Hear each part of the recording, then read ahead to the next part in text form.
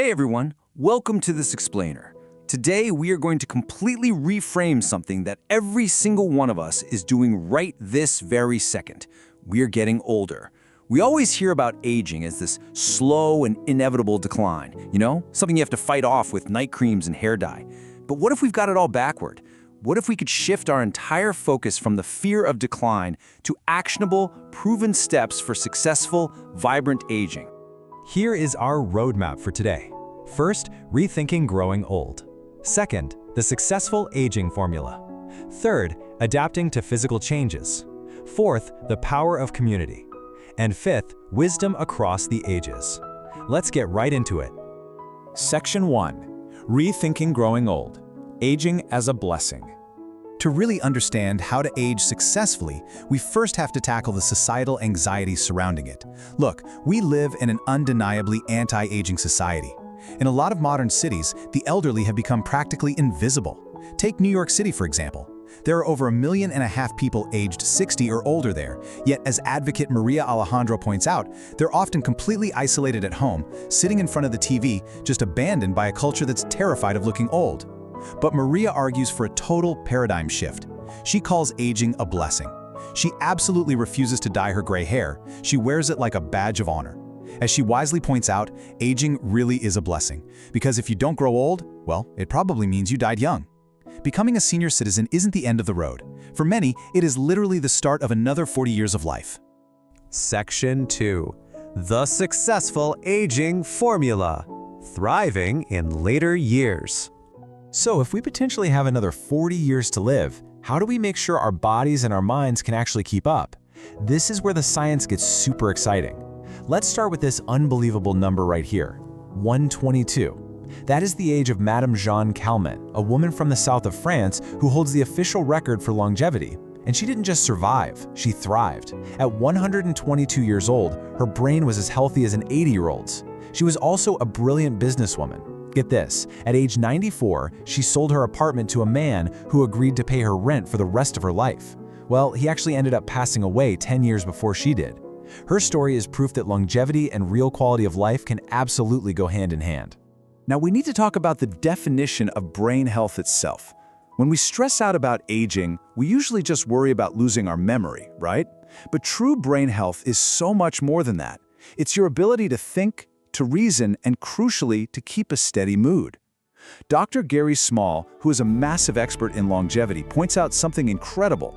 Our daily, everyday healthy habits actually have a way bigger impact on this holistic brain health than our genetics do. So how do we protect it? Dr. Small put together this fantastic 4-pillar formula for successful aging. First up, physical activity. And no, you don't need to go train for a triathlon. Just 20 minutes of brisk walking every day lowers your risk for Alzheimer's and literally triggers your brain cells to sprout new branches. Second is mental exercise. This is fascinating. Researchers found that for older adults who had never really used the internet, simply learning to do an online search caused a massive spike in healthy neural activity. Third, stress management. Unchecked stress actually shrinks your memory centers, but just 10 minutes of meditation or yoga can combat that. And finally, a healthy diet. But what about those everyday memory slips? We all have them. The crucial takeaway here is that you can actively train your brain to compensate for that normal aging process. Dr. Small recommends this super straightforward method. Look, snap, connect.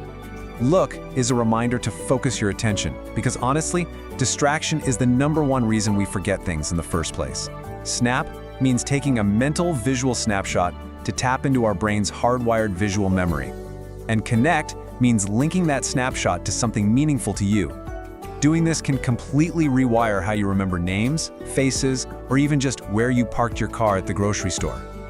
To fuel all that brain training, we've got to look at what we're actually putting into our bodies.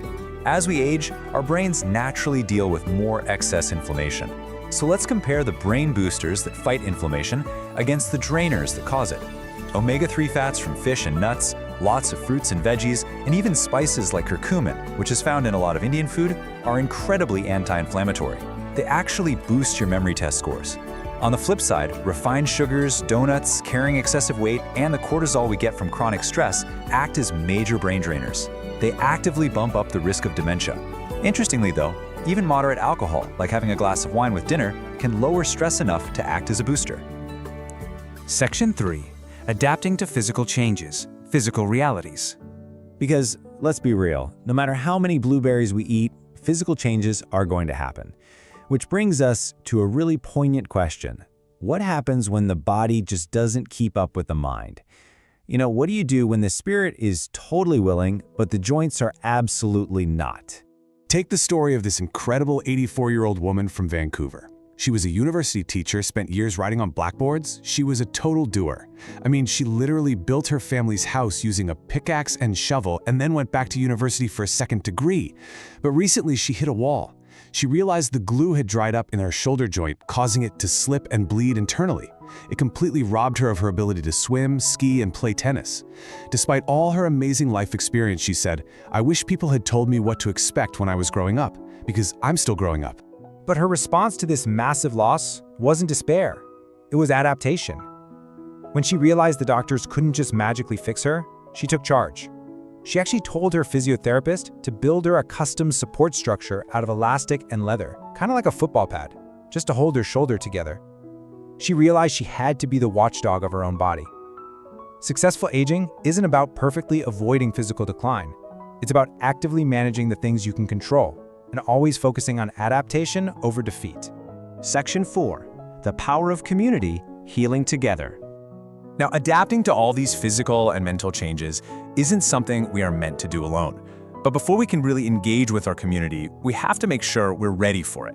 I love this quote from Maria Alejandro's grandmother in the Dominican Republic. She used to cook for 4 generations of her family and all the farm workers. But before she served anyone else, she always took her meal first. When people asked why, she explained that self-care was the absolute prerequisite for community care. If she ate and rested well, she'd have the energy to take care of everyone else. You have to take care of yourself first so you can actually be there for your community. And that perfectly illustrates what modern medicine is finally waking up to. At places like Mount Sinai Hospital in New York, doctors are noticing that a lot of the elderly patients coming in aren't actually physically sick, they are just in desperate need of socialization. So they're changing the prescription. Instead of just handing out another bottle of pills, doctors are essentially prescribing community. They're telling patients to head to the local senior center, take a yoga class, go on group trips to Radio City Music Hall, or even just get a dog. Socialization is actively, literally being treated as medicine.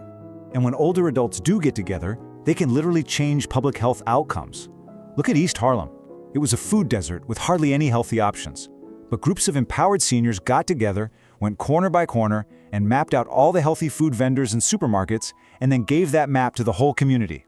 The impact is staggering. 10 years ago, the diabetes rate in East Harlem was 20%. Today, thanks in part to community initiatives just like this, it has dropped to 13%. Now obviously, there is still a massive, completely unfair gap compared to the wealthier Upper East Side, where the rate is just 3%. But it goes to show that an engaged, active aging community can drive real, measurable health improvements. Section 5. Wisdom across the ages. Generational advice. All right, we've covered the science, the physical adaptations, and the community aspect.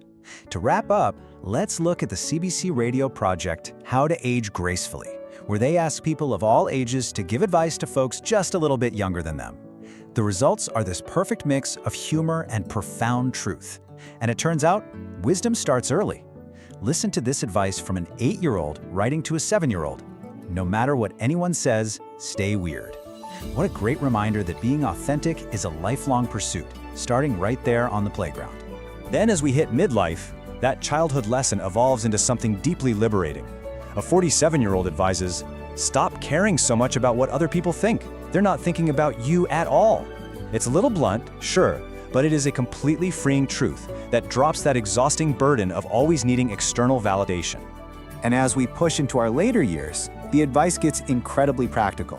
A 91-year-old offers this hilariously morbid but absolutely essential tip: cultivate younger friends, otherwise yours will all die off. It ties perfectly back to what we just talked about with socialization as medicine. You literally have to actively refresh your community to stay vibrant. And finally, the ultimate paradox of advice, delivered by a 93-year-old: don't listen to other people's advice. Nobody knows what the hell they're doing. At the end of the day, there's no single perfect map for this. You take the medical science, you lean on your community support, you use the mental tricks, but ultimately, you just have to do your own thing and live your own life. Which leaves us with this final thought. We've seen that the brain can grow, the body can adapt, and community can truly heal. We know that aging isn't a disease. It's a profound blessing. It is a privilege denied to so many. So whether you're 18, 47, or 84, the formula is right in front of you.